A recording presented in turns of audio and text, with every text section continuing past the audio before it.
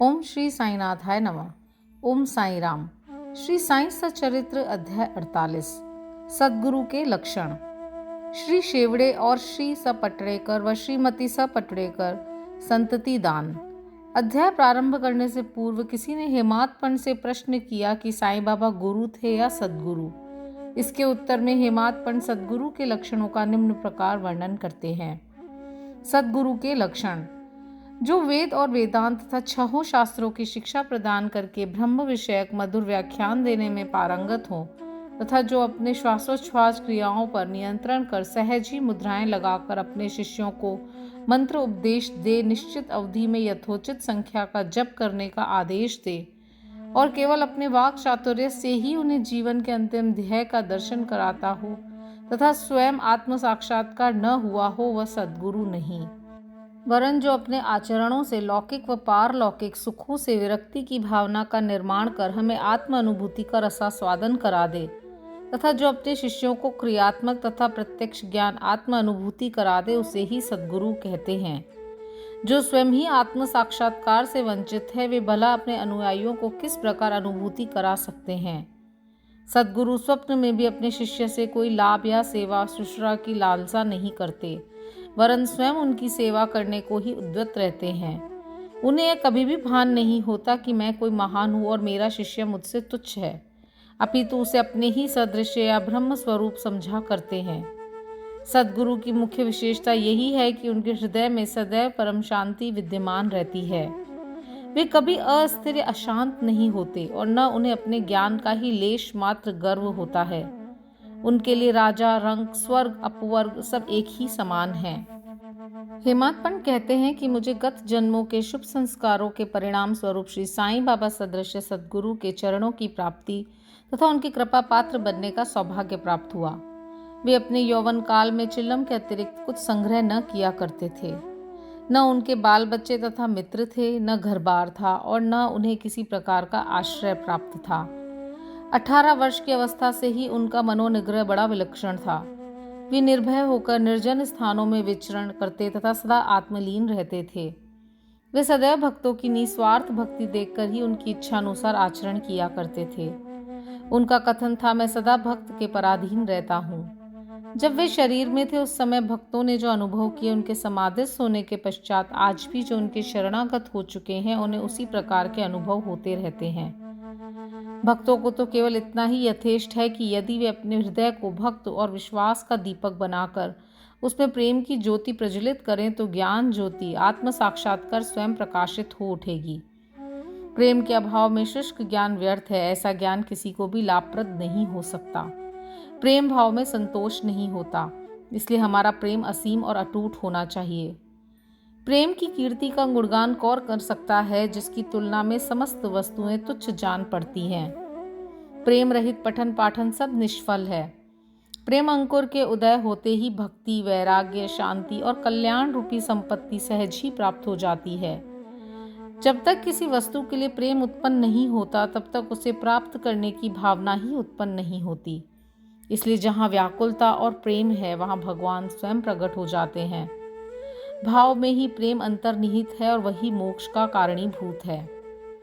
यदि कोई व्यक्ति कलुषित भाव से भी किसी सच्चे संत के चरण पकड़ ले तो ये निश्चित है कि वह अवश्य तर जाएगा। ऐसी ही कथा नीचे दर्शाई गई है। श्री शेवड़े अकलकोट सोलापुर जिला के श्री स पटड़ेकर वकालत का अध्ययन कर रहे थे। एक दिन उनकी अपने सहपाठी श्री शेवड़े से भेंट हुई। अन्य और भी विद्यार्थी वहाँ एकत्रित हुए और सबने अपने अपने अध्ययन संबंधी योग्यता का परस्पर परीक्षण किया।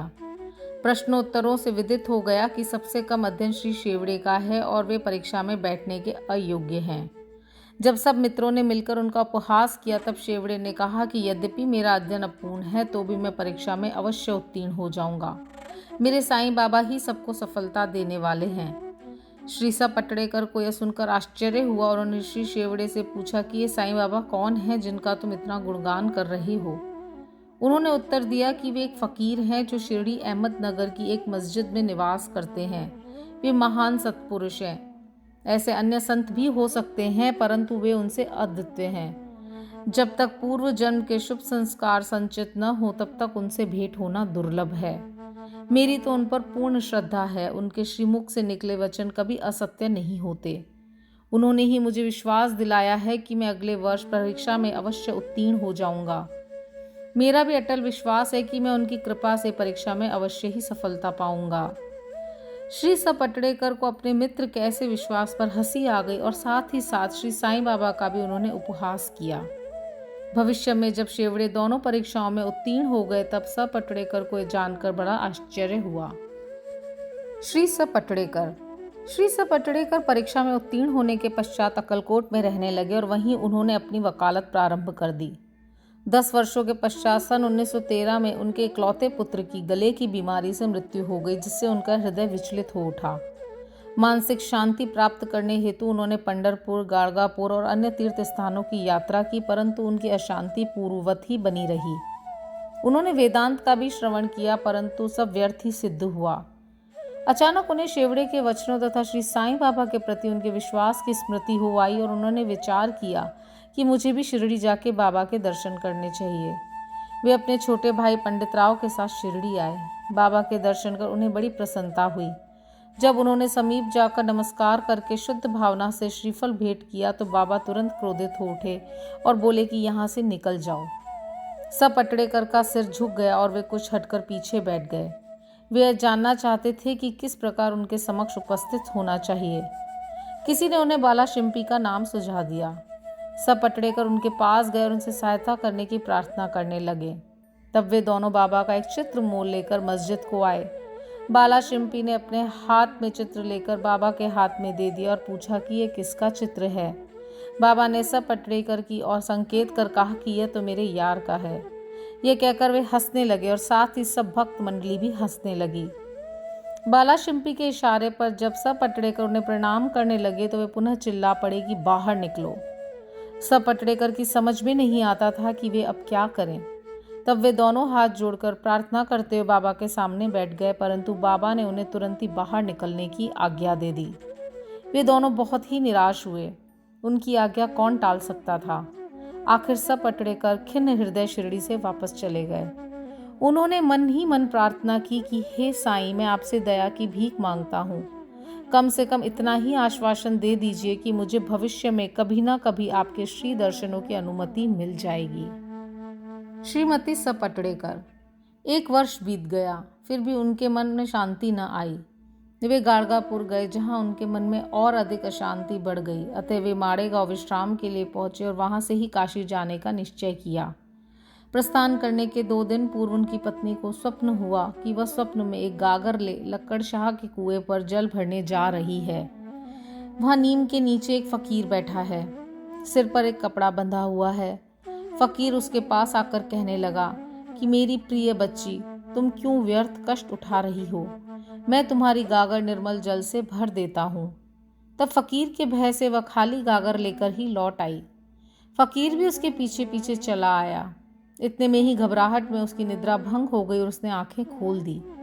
यह स्वप्न उसने अपने पति को सुनाया। उन्होंने इसे एक शुभ शकुन माना और दोनों शिरडी को रवाना हो गए। जब वे मस्जिद पहुंचे तो बाबा वहां उपस्थित न थे, वह लेंडी बाग गए हुए थे। उनके लौटने की प्रतीक्षा में वे वहीं बैठे रहे।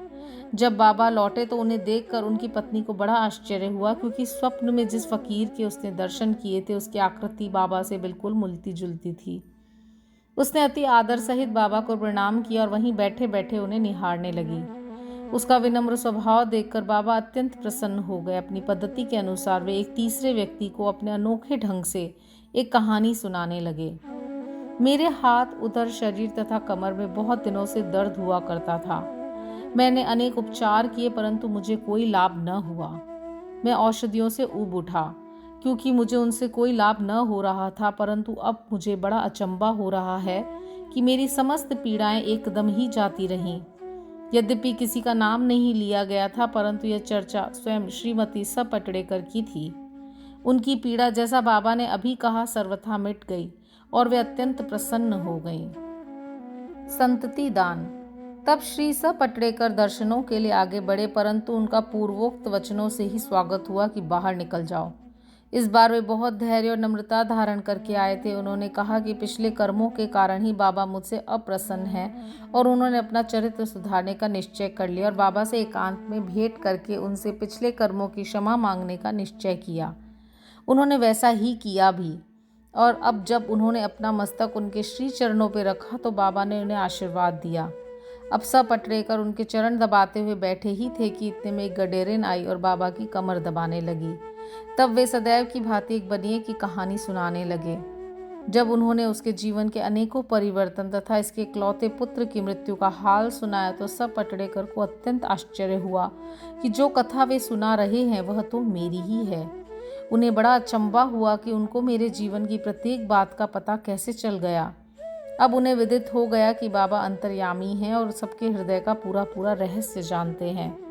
ये विचार उनके मन में आया ही था कि गडेरिन से वार्तालाप चालू रखते हुए बाबा सब पटरेकर की ओर संकेत कर कहने लगे कि यह भला आदमी मुझ पर दोषारोपण करता है कि मैंने इसके पुत्र को मार डाला है। क्या मैं लोगों के बच्चों के प्राणहरण करता हूँ? फिर वे महाशय मस्जिद में आकर अब क्यों चीख पुकार मचाते हैं? अब मैं एक काम करूँगा, अब मैं उसी बालक को फिर से इसकी पत्नी के गर्भ में ला दूंगा। ऐसा कहकर बाबा ने अपना वरद हस्त सब पटरेकर के सिर पे रखा और उसे सांत्वना देते हुए कहा कि ये चरण अधिक पुरातन तथा पवित्र हैं। जब तुम चिंता से मुक्त होकर मुझ पे पूरा विश्वास करोगे तभी तुम्हें अपने ध्येय की प्राप्ति हो जाएगी। सब पटरेकर का हृदय गदगद हो उठा। तब अश्रुधारा से उनके चरण धोकर वे अपने निवास स्थान पर लौट आए और फिर पूजन की तैयारी कर नैवेद्य आदि लेकर वे सब पत्नीक मस्जिद में आए। वे इसी प्रकार नित्य नैवेद्य चढ़ाते और बाबा से प्रसाद ग्रहण करते रहे। मस्जिद में अपार भीड़ होते हुए भी वे वहां जाकर उन्हें बार बार नमस्कार करते थे। एक दूसरे से सिर टकराते देखकर बाबा ने उनसे कहा कि प्रेम तथा श्रद्धा द्वारा हुआ एक ही नमस्कार मुझे पर्याप्त है। उसी रात्रि को उन्हें चावड़ी का उत्सव देखने का भी सौभाग्य प्राप्त हुआ और उन्हें बाबा ने पांडुरंग के रूप में दर्शन दिए। जब वे दूसरे दिन वहां से प्रस्थान करने लगे तो उन्होंने विचार किया कि पहले दक्षिणा में बाबा को 1 रुपया दूंगा। यदि उन्होंने और मांगे तो अस्वीकार करने के बजाय 1 रुपया और भेंट में चढ़ा दूंगा, फिर भी यात्रा के लिए शेष द्रव्य राशि पर्याप्त होगी। जब उन्होंने मस्जिद जाकर बाबा को 1 रुपया दक्षिणा दी तो बाबा ने भी उनकी इच्छा जानकर 1 रुपया उनसे और मांगा। जब सब पटरेकर ने उसे सहर्ष दे दिया तो बाबा ने भी उन्हें आशीर्वाद देकर कहा कि ये श्रीफल ले जाओ और इसे अपनी पत्नी की गोद में रखकर निश्चिंत होकर घर जाओ। उन्होंने वैसा ही किया और 1 वर्ष के पश्चात ही उन्हें एक पुत्र प्राप्त हुआ। 8 मास का शिशु लेकर वह दंपति फिर शिरडी को आए और बाबा के चरणों पर बालक को रखकर फिर इस प्रकार प्रार्थना करने लगे कि हे श्री साईनाथ, आपके ऋण हम किस प्रकार चुका सकेंगे। आपके श्री चरणों में हमारा बार बार प्रणाम है। हम दीनों पर आप सदैव कृपा करते रहिएगा, क्योंकि हमारे मन में ही सोते जागते हर समय न जाने क्या क्या संकल्प विकल्प उठा करते हैं। आपके भजन में ही हमारा मन मग्न हो जाए ऐसा आशीर्वाद दीजिए। उस पुत्र का नाम मुरलीधर रखा गया। बाद में उनके 2 पुत्र भास्कर और दिनकर और उत्पन्न हुए। इस प्रकार सब पटरेकर दंपति को अनुभव हो गया कि बाबा के वचन कभी असत्य और अपूर्ण नहीं निकले। श्री सद्गुरु साईनाथार्पणमस्तु। शुभम भवतु। ओम साई राम।